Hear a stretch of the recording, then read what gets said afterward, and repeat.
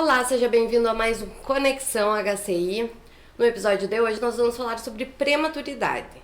De acordo com a Organização Mundial da Saúde, cerca de 340 mil crianças nascem prematuras somente no Brasil por ano. E hoje, para conversar conosco, nosso convidado é o médico pediátrica, coordenador da UTI neonatal do Hospital de Clínicas Ijuí, Dr. Maurício Bortolini. Seja muito bem-vindo ao nosso estúdio. Olá, prazer participar com vocês. Doutor, vamos iniciar então contextualizando o que é considerado prematuridade. A prematuridade, na verdade, é só como se fosse uma gestação que não chegou no termo, que a gente considera o bebê a termo quando completa 37 semanas de gestação. Então, dentro da prematuridade, todos os nenês que nascem com 36 semanas e 6 dias ou menos são considerados prematuros.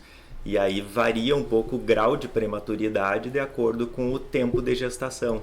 Então a gente acaba inclusive com algumas categorias do prematuro extremo, que seria o bebê abaixo de 28 semanas, e por exemplo o prematuro tardio, ou próximo do termo, que seria entre 34 e 37 semanas. Certo. E quais que são as características mais comuns de um bebê prematuro? Dentro dessa gama assim, do bebê prematuro, todos eles acabam desenvolvendo algumas patologias de forma um pouco diferente entre um e outro, mas os bebês mais prematuros têm algumas características maiores em relação à imaturidade do desenvolvimento do pulmão deles, né, que é o principal. Mas todos eles às vezes podem ter algumas complicações como infecção, hemorragia e outras alterações associadas, né? Então a prematuridade ela acaba sendo uma forma de englobar todos esses transtornos e algumas dificuldades de desenvolvimento que esse nenê imaturo acaba nascendo antes do tempo. E aí isso também interfere durante a internação desse bebê prematuro na unidade da UTI neonatal. Então os bebês prematuros extremos, um bebê prematuro, por exemplo, com menos de 28 semanas, são bebês que podem ficar internados por 2 ou 3 meses de internação, enquanto um bebê próximo do termo, acima de 34 semanas, por exemplo, um tempo de internação esperado é bem menor, às vezes em 10, 14, 20 dias no máximo, né? Então isso varia bastante, referente também às outras doenças associadas e às complicações que podem acontecer durante a internação. Certo, agora falando das doenças que podem causar, né, um parto prematuro, existe alguma prevenção que os pais podem cuidar durante a gestação? Sim, existe uma gama também muito grande de doenças, algumas com risco maior de ter um parto prematuro e algumas outras nem tanto.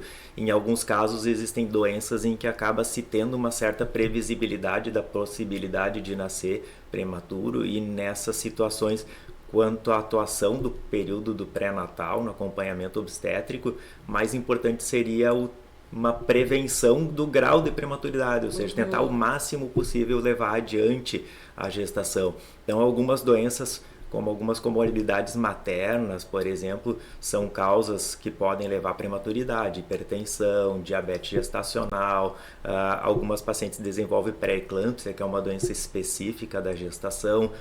Dependendo do grau de complicação dessas doenças, também entra o grau de maior prematuridade ou não.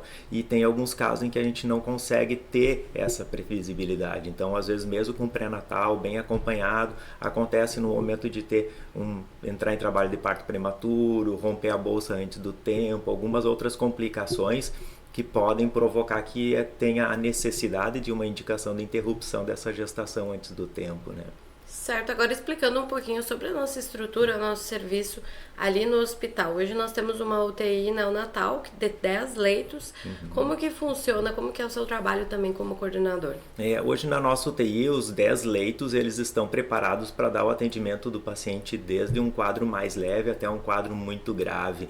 Então temos equipamento para todos os leitos, o bebê acaba ficando internado desde o momento inicial de estabilização do quadro mais grave até ele chegar ao momento de estar de alta. Então, como eu estava falando dessa situação em que algumas bebês que nascem com grau de prematuridade maior ficam com tempo prolongado, eles acabam permanecendo dentro da nossa UTI todo esse período até acontecer a estabilização do quadro, tratamento, conseguir fazer a evolução de forma que a criança tenha habilidade, peso suficiente, consiga mamar, tá ele prontinho para poder dar alta da unidade para se acompanhar depois, ainda mais uns dias com a família, para depois ter o preparo para poder ser liberado para o domicílio. Né? Mas a UTI ela tem um período, né, para recebimento de idade, para recebimento desses bebês? Na UTI neonatal a gente considera o período neonatal de 0 a 28 dias. Ele diferencia algumas doenças das crianças que seria depois acima de 28 dias de vida. Então, até nesse período, essas doenças se assemelham, então elas acabam sempre sendo como a preferência, né, e a indicação de internação dentro de UTI neonatal. Mas mesmo os bebês com mais de 28 dias, que no caso nasceram prematuros e tem uma internação prolongada, eles permanecem na nossa unidade até todo o período de tratamento. Essa fase final de tratamento e manejo envolve equipe multidisciplinar, então a gente tem acompanhamento de várias especialidades, além só dos médicos, né? Então tem fisioterapeuta, tem acompanhamento nutricional, tem fonoaudiólogo, então a gente faz todo esse preparo para deixar o bebê já com toda a conduta, com todo o desenvolvimento mais próximo possível e tá com uma habilidade suficiente para poder ter a alta. E a mãe, ela vai estar sempre ali pertinho do bebê, como que funciona isso? Sim, a mãe e pai, eles têm entrada livre dentro da UTI. Em algumas situações, em algumas circunstâncias, às vezes a gente precisa ter o espaço ou algumas circunstâncias em que os pais não podem ficar presentes e tudo, mas o ideal, assim, inclusive fez parte do ano passado da campanha do Novembro Roxo, o destaque em relação a chamar os pais quanto mais tempo perto do bebê, mais acompanhando, mais toque, mais proximidade para o bebê, melhor. Então essas internações longas são situações em que a família precisa estar por perto, quanto mais tempo vem, quanto mais preparo e ajuda a gente conseguir dar para essa família, melhor. Né? Eu queria que o senhor falasse também sobre a importância de a gente ter um banco de leite humano dentro da nossa instituição, já que esse leite é destinado em grande parte para esses bebês prematuros, né, que estão dentro da nossa instituição. Sim, o banco de leite é fundamental, assim, ele é de extrema importância na atuação que a gente tem junto dentro da UTI neonatal. Então, o banco de leite, ele recebe leite de doação de outras mães e também é onde as mães dos bebês que estão internados na UTI conseguem esgotar o leite para os bebês que não conseguem ser amamentados ainda. Então, toda circunstância a gente consegue fazer no banco de leite humano do hospital, a gente consegue porcionar, fracionar, preparar o leite para o uso para o bebê. E o uso tanto do leite materno, direto da sua mãe, para o seu bebê, a gente consegue fazer, como os leites pasteurizados, que são leites de doação que vão de uma mãe para outro bebê. Então todo esse preparo é feito. O nosso banco de leite humano foi o primeiro do interior do estado, então ele já tem bastante tempo de atuação, super equipado, então a gente consegue índices de melhora em partes nutricionais e uma redução de uma das complicações frequentes em outros locais onde não se tem o banco de leite, por exemplo, que é a enterocolite necrotizante. É uma doença que pode comprometer os bebês prematuros e o índice acaba sendo muito menor quando a gente consegue ter essa possibilidade de uso. Melhora bastante o índice de sobrevida do bebê, alguns índices também de menores complicações em relação, por exemplo, a essa doença. E como que é o fluxo nessa UTI neonatal? Hoje nós atendemos toda a região, né? Não é apenas o município de Ijuí. Isso. Hoje a UTI neonatal ela é regulada, digamos assim, pela Central de Leitos do Estado. A gente tem o foco principal e acaba tendo uma demanda muito grande de leitos só da nossa região, mas a gente atende outras regiões também, então todos os municípios ao redor e os municípios próximos de Ijuí, mas em algumas outras regiões próximas também tem como referência para encaminhamentos para cá. Então, via Central de Regulação do Estado, eles acabam vindo, às vezes, pacientes de, inclusive, localidades mais distantes, assim, da nossa, ou até outros locais onde teria UTI, mas não teria vaga disponível. Eles realocam de acordo com a necessidade de leitos e disponibilidade, no caso. Perfeito, e a gente está no Novembro Roxo, né, que é a campanha que visa conscientizar e fazer um chamamento também para a sociedade, né, sobre a prematuridade. Eu quero que o senhor fale um pouquinho da importância dessa campanha. Sim, o Novembro Roxo ele acontece todos os anos, então tem o Dia Internacional da Prematuridade, que é no dia 17 de novembro, e o objetivo dele é fazer uma campanha de esclarecimento à população e chamar atenção, então, de órgãos, de movimentos da comunidade para tentar se reduzir ou minimizar os índices de prematuridade, tanto como atuação no período de pré-natal, de esclarecimento à população, inclusive a de atuação no pós, durante o período de internação do bebê na UTI e tudo. Hoje, para você ter ideia, como tu falaste no início, mas em termos mundiais, se chega a 13 milhões de nascimentos de prematuro por ano, então é muito grande. Hoje a gente tem uma média em torno de 11, chega a 12% de todos os nascimentos são prematuros, e a média se repete mesmo mundial, aqui no nosso estado é muito semelhante a isso, né? Então a gente pegar, por exemplo, esses prematuros extremos que chamam muito atenção nesse período, que acaba sendo um dos focos principais, é evitar o grau mais extremo de prematuridade, são prematuros em que ocupam um tempo longo de internação. Eles é uma gama de em torno de 9 a 10% das internações na nossa unidade, os bebês abaixo de 28, 29 semanas, mas são bebês que ficam por um tempo de internação prolongado, acabam tendo uma ocupação dentro da UTI um pouco maior do que os bebês maiores, né? Então, toda essa situação é um foco do mês do Novembro Roxo. Então, essa campanha do mês da prematuridade visa trazer medidas gerais de orientação à comunidade, à própria gestante, para tentar minimizar sempre o mínimo possível de prematuros e o grau menor possível de prematuridade, inclusive. Como que é a vida de quem foi um bebê prematuro?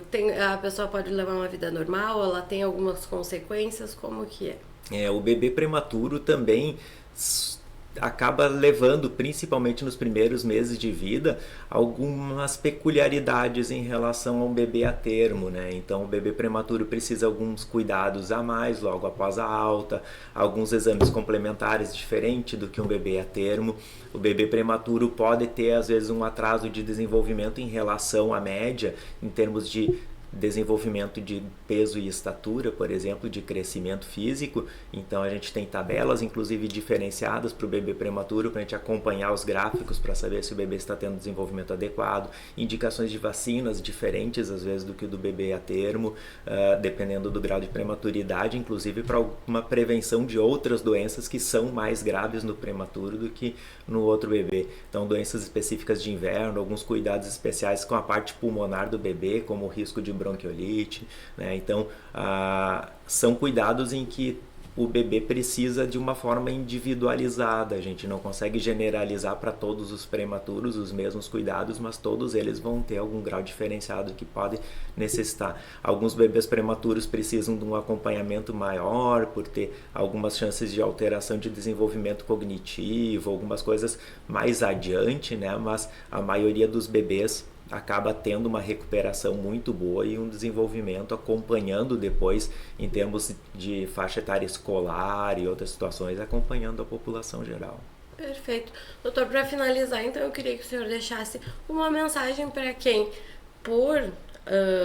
que porventura vá passar por uma situação de ter um bebê prematuro ou que está passando por isso, e para ter um enfrentamento positivo, né, de certa forma, e também falar um pouquinho sobre a importância do pré-natal, de ter todo um acompanhamento durante esse período. Então pode ficar à vontade para deixar uma mensagem para a comunidade. Claro. É importante que a gente fale, porque as pessoas que passam pela situação de ter um bebê prematuro internado por bastante tempo na UTI neonatal precisam de todo um suporte familiar, um suporte da comunidade.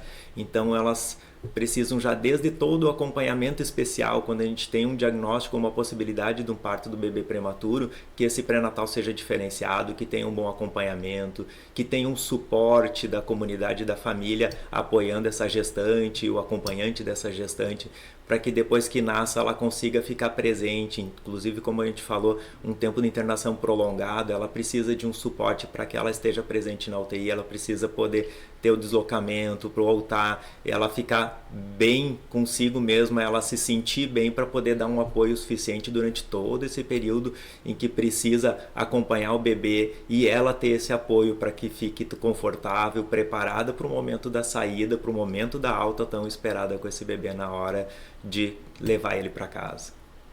Certo, muito obrigada pela sua presença, por esclarecer todas as dúvidas também sobre esse assunto que é tão importante e que pouca gente às vezes sabe, né, antes de passar por um momento como esse, né, de ter um bebê prematuro. Muito obrigada, doutor, seja sempre muito bem-vindo à Conexão HCI. Obrigada a você que nos acompanhou até agora e até o próximo.